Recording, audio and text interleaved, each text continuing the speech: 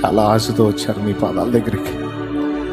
నేనేదో చేస్తానని రాలేదు తండ్రి, నువ్వు చేస్తావని వచ్చారు, నువ్వు కనికరిస్తావని వచ్చారు, నువ్వు స్వస్థపరుస్తావని వచ్చారు, తమ పిల్లల్ని నువ్వు బ్రతికిస్తావని వచ్చారు, జబ్బున పడిన తమ ఇంటి వారిని, తమ పసిబిడ్డని నువ్వు బ్రతికిస్తావని వచ్చారు, పతనమైపోయిన జీవితాలను చక్కదిద్దుతామని వచ్చారు.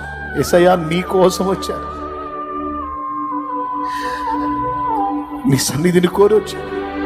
లోకమంతా హాయిగా నిద్రపోతుంటే నిద్రని పక్కన పెట్టి, తిండి తిప్పులు పక్కన పెట్టి ఆ దేవుని దగ్గరికి వెళ్ళాలి నేను. ఆయనే నాకు సహాయం చేయాలి, ఆయనే నాకు సమాధానం ఇవ్వాలి, ఆయనే నా పరిస్థితులు చక్కదిద్దాలి, ఆయనే నా మనసును సరిచేయాలని